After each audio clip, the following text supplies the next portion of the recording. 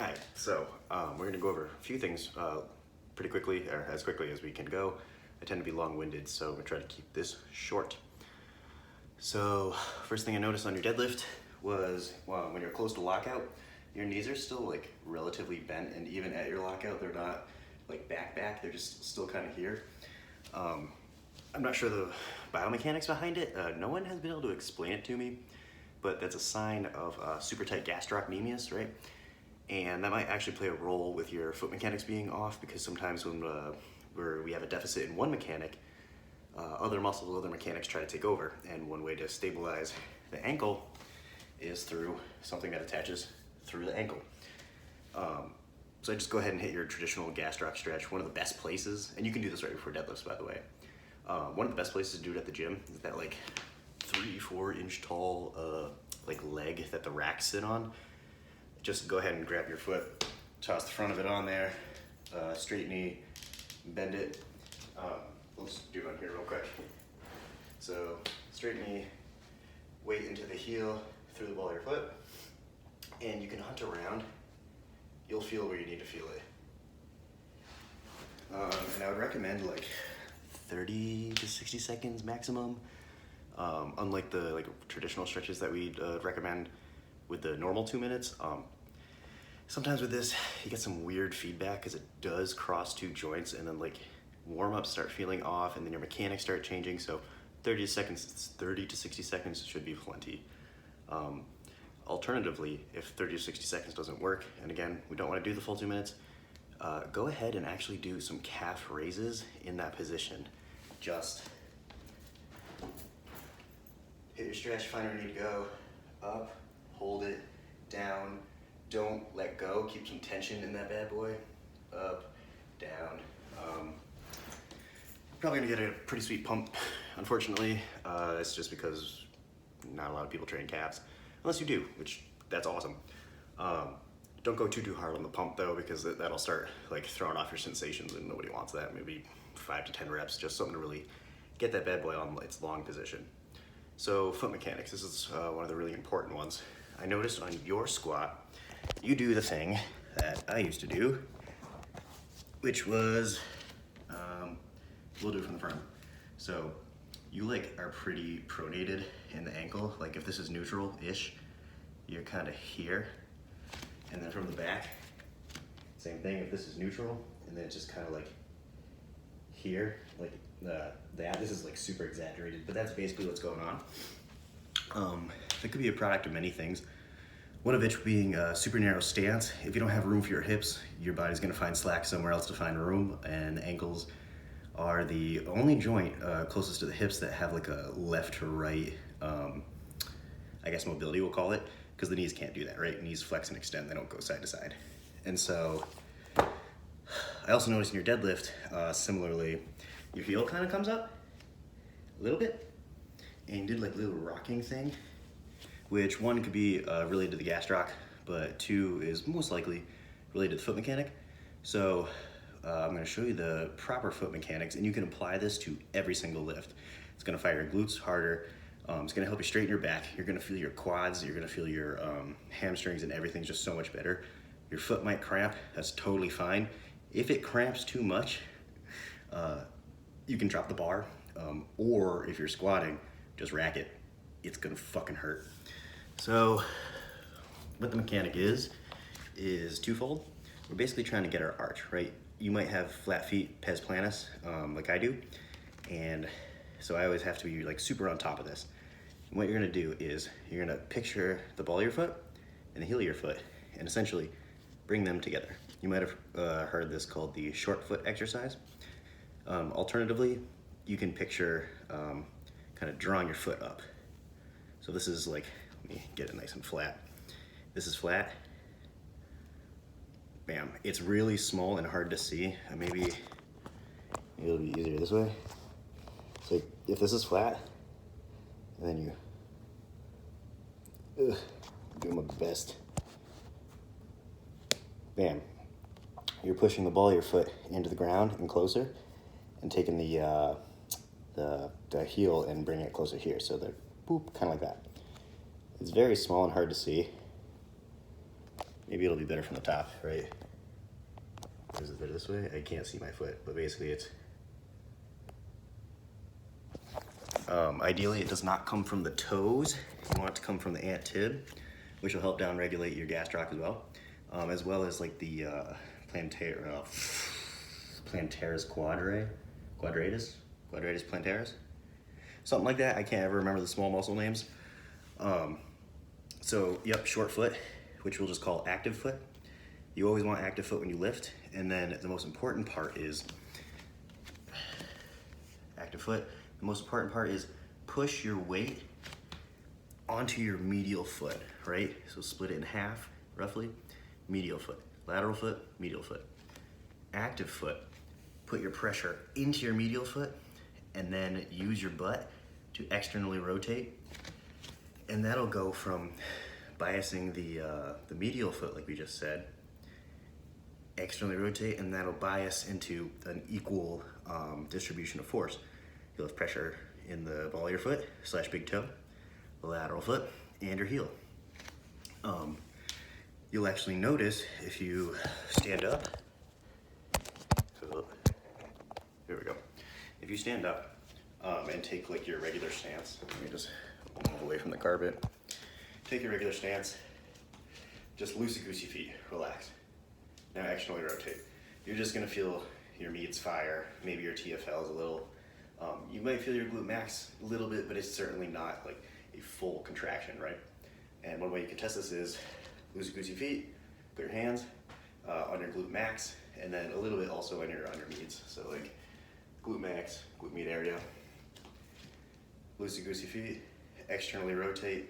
It's like kind of catching and it's weird. The glute max, which is like this huge muscle, just isn't doing too much. It's like all glute med. So what I want you to do now is take your squat stance, get your active feet, right? Bam, put the toes into the ground, get that arch. Bias medial pressure right into the medial foot. And then I want you to use your glutes while maintaining these two. Externally rotate. All of a sudden, also like do this on carpet because my feet are slipping. Arch, medial pressure, glutes externally rotate. Go ahead and relax. Put your hands back on your glute max and your glute meds. Active feet, medial pressure, externally rotate. All of a sudden, the whole glute just fired. And so what that allows you to do is, one, it clears your ankle mobility for you. The way that you'll learn this in school, but the way that the talus rotates, it's like a screw and it actually moves forward and back. And active feet is the only way to get that to actually move in that direction. And so that's where the ankle mortise can actually, there's a bump here that when it rotates, the talus rotates, it clears it, and all of a sudden, ankle can actually move. But if the bump is there, because it's not rotated, then it can't move as much. So that's the foot mechanic. Just think active feet, rotate. That's all you gotta think. Eventually it comes down, you'll start getting it in your head and you can just be like, active feet. It'll take a little bit to master. Definitely try it unloaded first, like just sitting and then standing. And then start doing it with your warm-ups. Again, it's gonna cramp, I'm sorry, it sucks. Next one. Knees back. So one, I think that you generally need a wider stance deadlift. One, either as your main lift, just an inch or two, or as a supplementary lift. I think you personally need a little more hip extension demand, which might come by itself just by way of having your feet active, and then upstream mechanics will take care of themselves, specifically the glute thing. But also, I want to show you a certain cue that has helped me with my conventional, where I went from a very similar looking and painful deadlift, similar to yours, but all of a sudden it blew up my conventional, like literally 100 pounds in just a couple weeks. Besides the active feet, of course, that's by far one of the most important mechanics you'll learn besides bracing. So, get this shit out of my pocket. So, you'll see in the videos that I'm gonna inject right in here,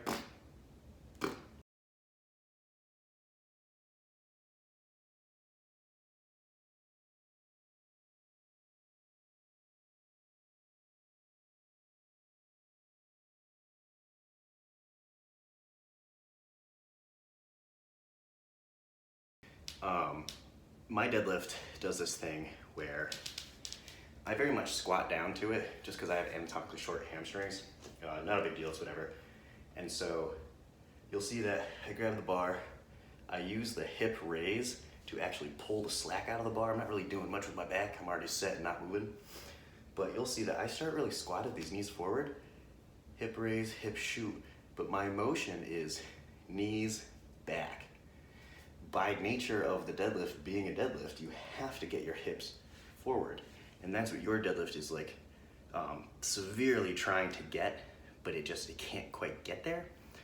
And so one of the ways to get the hammies to do their job, because they're also a huge hip extensor. In fact, they have a better line of pull for hip extension.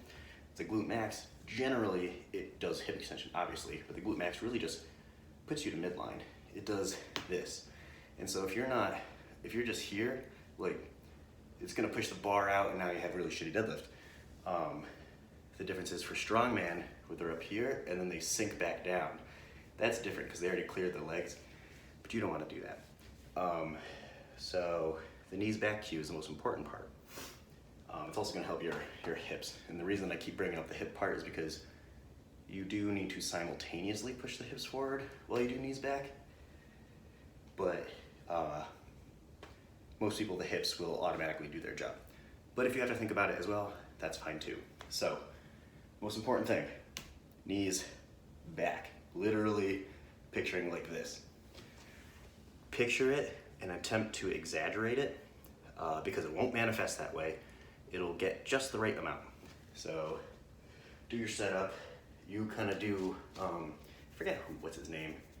But anyways, you do the thing where you're here and then you set your back, which is totally fine. But I want you to, one, use your hip raise to actually pull the slack. But then when you actually initiate the lift, I want you to think knees back, literally this, which I know is the stripper deadlift that we don't want to do, that everyone talks about. But because you also have hip drive, it's not going to matter. Because of really what the knees back thing does is it just extends the knee.